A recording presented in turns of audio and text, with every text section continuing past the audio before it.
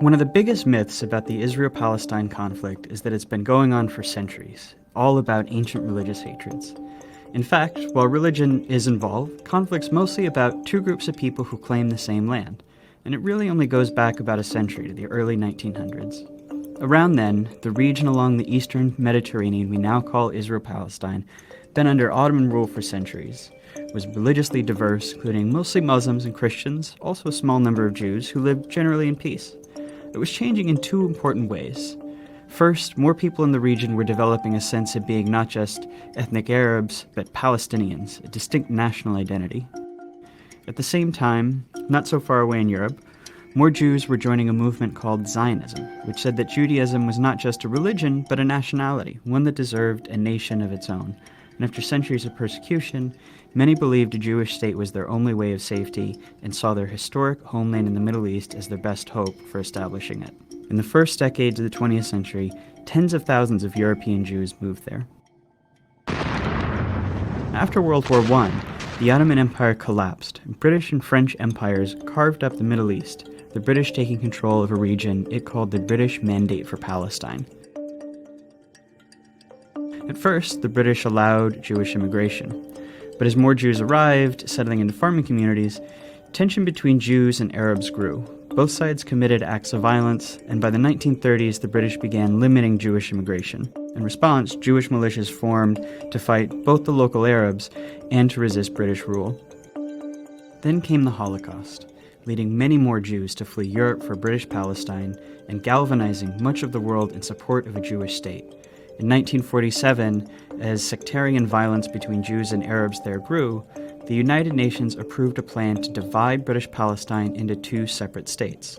One for Jews, Israel, and one for Arabs, Palestine. The city of Jerusalem, where Jews, Muslims, and Christians all have holy sites, was to become a special international zone. The plan was meant to give Jews a state, to establish Palestinian independence, and to end the sectarian violence that the British could no longer control. The Jews accepted the plan, and they declared independence as Israel. But Arabs throughout the region saw the UN plan as just more European colonialism trying to steal their land. Many of the Arab states, who had just recently won independence themselves, declared war on Israel in an effort to establish a unified Arab Palestine where all of British Palestine had been. The new state of Israel won the war, but in the process, they pushed well past their borders under the UN plan, taking the western half of Jerusalem and much of the land that was to have been part of Palestine.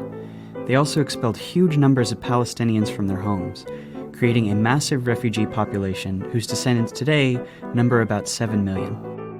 At the end of the war, Israel controlled all of the territory except for Gaza, which Egypt controlled, and the West Bank, named because it's west of the Jordan River, which Jordan controlled.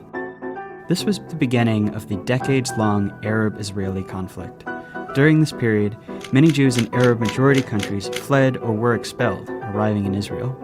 Then something happened that transformed the conflict. In 1967, Israel and the neighboring Arab states fought another war. When it ended, Israel had seized the Golan Heights from Syria, the West Bank from Jordan, and both Gaza and the Sinai Peninsula from Egypt. Israel was now occupying the Palestinian territories, including all of Jerusalem and its holy sites. This left Israel responsible for governing the Palestinians, a people it had fought for decades. In 1978, Israel and Egypt signed the US-brokered Camp David Accords. Shortly after that, Israel gave Sinai back to Egypt as part of the peace treaty. At the time, this was hugely controversial in the Arab world. Egyptian President Anwar Sadat was assassinated in part because of outrage against it. But it marked the beginning of the end of the wider Arab-Israeli conflict. Over the next few decades, the other Arab states gradually made peace with Israel, even if they never signed formal peace treaties. But Israel's military was still occupying the Palestinian territories of the West Bank and Gaza, and this is when the conflict became an Israeli-Palestinian struggle. The Palestinian Liberation Organization, which had formed in the 1960s to seek a Palestinian state, fought against Israel, including through acts of terrorism. Initially, the PLO claimed all of what had been British Palestine, meaning it wanted to end the state of Israel entirely. Fighting between Israel and the PLO went on for years. even including a 1982 Israeli invasion of Lebanon to kick the group out of Beirut. The stillness of the ceasefire in southern Lebanon was shattered today by the sound of guns, bombs, and planes. The PLO later said it would accept dividing the land between Israel and Palestine, but the conflict continued. As all of this was happening, something dramatic was changing in the Israel-occupied Palestinian territories. Israelis were moving in. These people are called settlers, and they made their homes in the West Bank and Gaza, whether Palestinians wanted them or not. Some moved for religious reasons, some because they want to claim the land for Israel, some just because the housing is cheap, often subsidized by the Israeli government. Some settlements are cities with thousands of people, others are small communities deep into the West Bank. If you've always felt a deep yearning for Jerusalem, now is a once-in-a-lifetime opportunity, not only to stand within its gates, but also to build the home of your dreams there. Settlers are followed by soldiers to guard them, and the growing settlements force Palestinians off of their land and divide communities. Short term, they make the occupation much more painful for Palestinians. Long term, by dividing up Palestinian land, they make it much more difficult for the Palestinians to ever have an independent state. Today, there are several 100,000 settlers in occupied territory, even though the international community considers them illegal.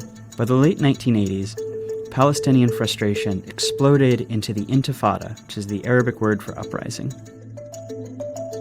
It began with mostly protests and boycotts, but soon became violent. Israel responded with heavy force. A couple hundred Israelis, over 1,000 Palestinians died in the First Intifada.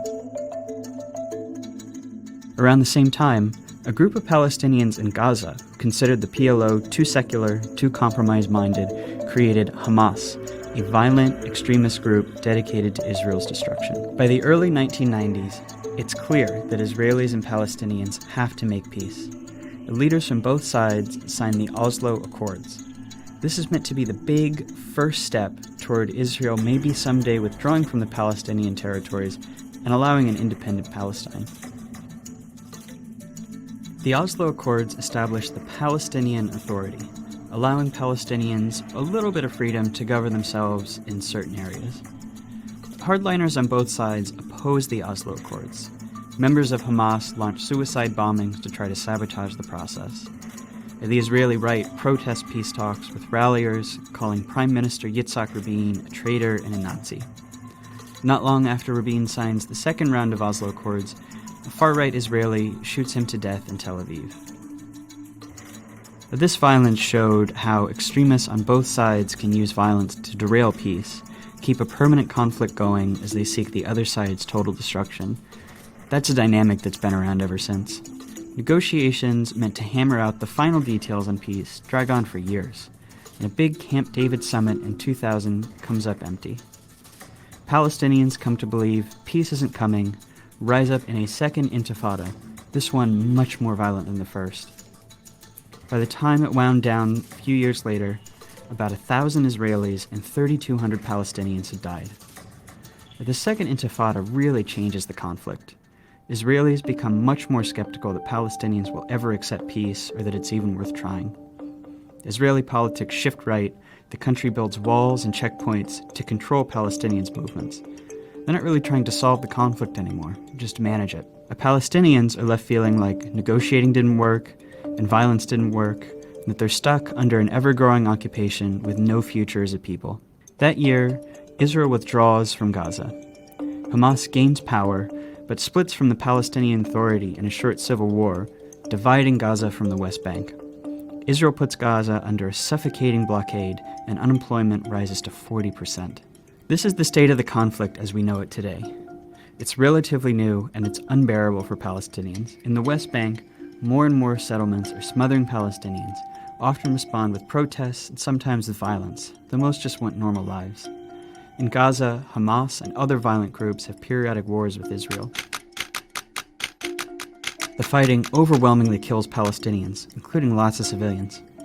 In Israel itself, most people have become apathetic. For the most part, the occupation keeps the conflict relatively removed from their daily lives, with moments of brief but horrible violence. There's little political will for peace. No one really knows where the conflict goes from here. Maybe a third intifada, maybe the Palestinian Authority collapses. But everyone agrees that things as they are now can't last much longer, Israel's occupation of the Palestinians is too unstable to last, and that unless something dramatic changes, whatever comes next will be much worse.